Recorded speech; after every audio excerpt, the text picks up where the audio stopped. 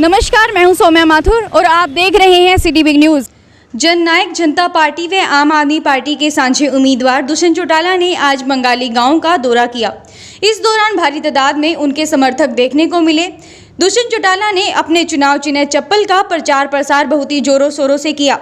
दुष्यंत चौटाला ने लोगों को संबोधित करते हुए कहा कि कोई चप्पल चुनाव चिन्ह से वोट मांगने में शर्मिंदा तो नहीं है। साथ ही साथ उनका कहना था कि हिसार लोकसभा के एक एक कोने में जननायक जनता पार्टी की चप्पल पहुंचनी चाहिए ताकि भारतीय जनता पार्टी व कांग्रेस को बिना चप्पलों के ही हिसार से भागना पड़े। आम आदमी पार्टी का उदाहरण देते हुए दुष्यंत चौटाला ने कहा कि आम आदमी पार्टी के समर्थक झाड़ू लेकर अपनी पार्टी का प्रचार करने में काफ़ी शर्माते थे, लेकिन तीसरे दिन झाड़ू ने तलवार का रूप ले लिया। इसके साथ ही कांग्रेस व भारतीय जनता पार्टी को दिल्ली से भागना पड़ा। सिटी बिग न्यूज़ से जननायक जनता पार्टी व आप पार्टी के साझे उम्मीदवार दुष्यंत चौटाला ने लोगों के समर्थन व अपने गठबंधन पर विस्तार से बातचीत की। आइए आपको सुनवाते हैं सिटी बिग न्यूज़ से बातचीत में उन्होंने क्या कहा। पार्टी को इस प्रदेश से बाहर का रास्ता दिखाने का काम बुजुर्ग युवा साथियों, 5 साल पहले आपने एमपी चुनकर भेजे और 5 साल के दौरान बहुत सी ऐसी चीजें सीखी भी और हमने करी भी, जिनने इस प्रदेश में एक मॉडल के तौर पर अपने आप को एस्टेब्लिश करके दिया। शर्माओ तो को नहीं बोल रहा अभी पकड़ के दिखा दिए तो ले आए भी चुनाव चिन्हाड़ी है।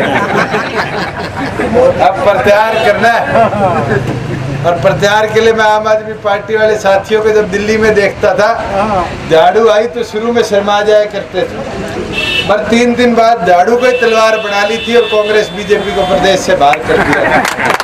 इस तरीके से अब मौका है, अपनी चप्पल को हथियार बना लो, दिखाओ और ये विश्वास के साथ है अगर चप्पे चप्पे पर बंगाली के चप्पल पहुंचा दोगे तो चुनाव में फिर कांग्रेसी या तो नंगे पाँव घूमेंगे या फिर जूते पहन कर घूमेंगे, चप्पल का प्रचार छोड़ देंगे। पर करना आपने, मैं तो यही अनुरोध करने आया था, आप सब आए। आप सर, पहली पारी में हिसार वासियों ने आपको बहुत ज़्यादा प्यार दिया, बहुत ज़्यादा सपोर्ट किया, तो दूसरी पारी के लिए आप किस तरह की तैयारियां करेंगे? पूरी तौर पर तैयार है।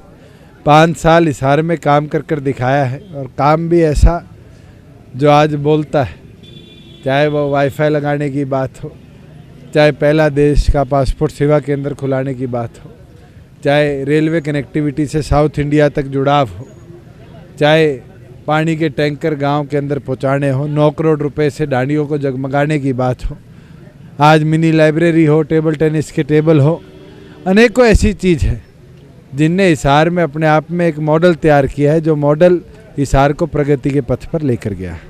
सर, सभी जितने भी कैंडिडेट हैं सब कहते हैं कि विकास कार्य को लेकर हम लोग जनता से रूबरू होंगे, लेकिन आप कौन से कार्यों को लेकर जनता से? मैं तो अभी गिना कर हटा हूँ। आज अगर पीने के पानी की व्यवस्था के लिए पानी के टैंकर पहुँचे हैं तो उससे आमजन को सुविधा पहुँचे।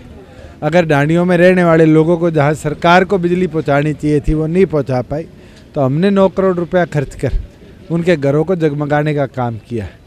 आज हम बात करें पासपोर्ट सेवा केंद्र की, तो लोगों को अम्बाड़ा चंडीगढ़ जाना पड़ता था पासपोर्ट बनवाने, आज हिसार में उनके पासपोर्ट की व्यवस्था बन जाती है। आज जुगलान को वाईफाई से कनेक्टिविटी देने की बात थी। अनेकों ऐसी चीज़ है।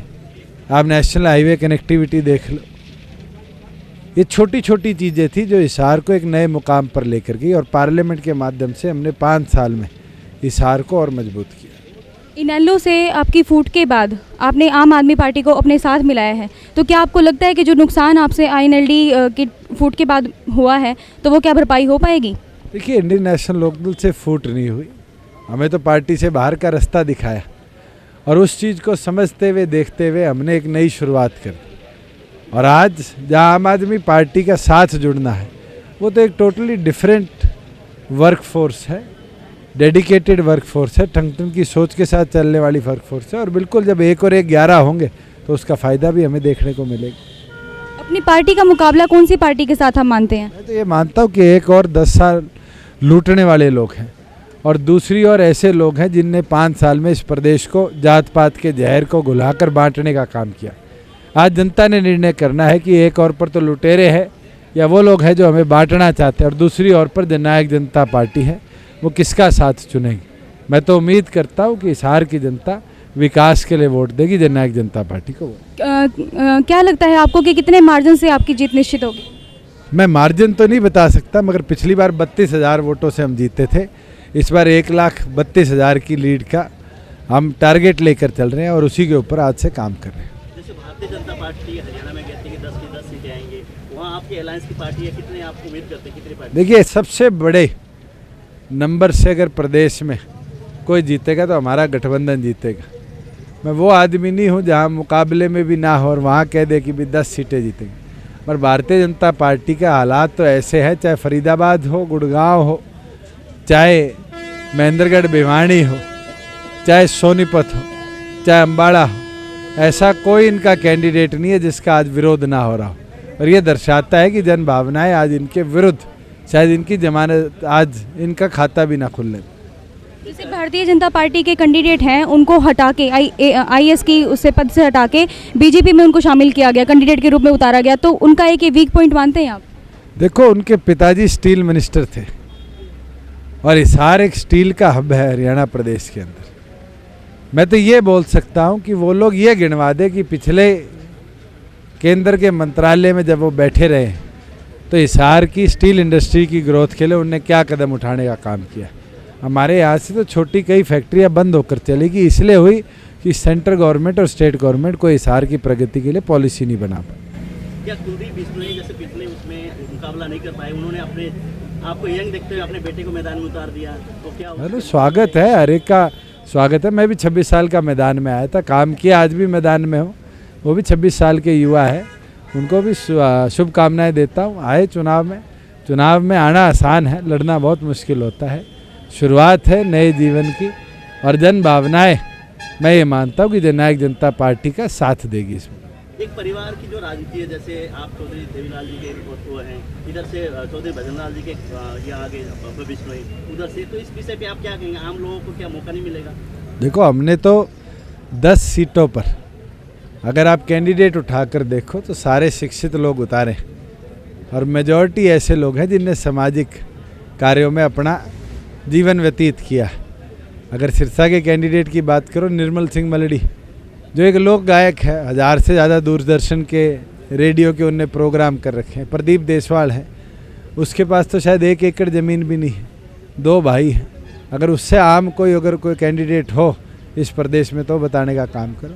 मगर कई रणभूमि मजबूती से लड़नी पड़ती है, चाहे वो सोनीपत की हो, चाहे हिसार की हो, और पार्टी संगठन कैडर को आगे मजबूत करने के लिए निर्णय लिए जाते हैं, इसलिए ये निर्णय लिए। जैसे आपके पास बहुत बड़ी जिम्मेदारी है, पूरा हरियाणा आपने संभालना, आपने हिसार रखने के लिए कितना टाइम निकाल पाएंगे? देखिए, पूरा मैं तो 2 दिन से यहीं हूँ, 2 दिन मैं और क्षेत्रों में लगाऊंगा, फिर 3 दिन यहाँ रहूँगा, तो बैलेंस करना पड़ेगा। पर मैंने आज से पहले लगभग 75% अपनी लोकसभा को पहले कवर कर रखा है और इसी उम्मीद के साथ कर रखा है भी संगठन को और ताकतवर हम बनाने का काम है। हिसार की जनता अगर आपको चुन के भेजती है तो पहला काम आप क्या करेंगे? मैं तो 5 साल जो काम करता है उसको और आगे ले जाने का काम करूँगा।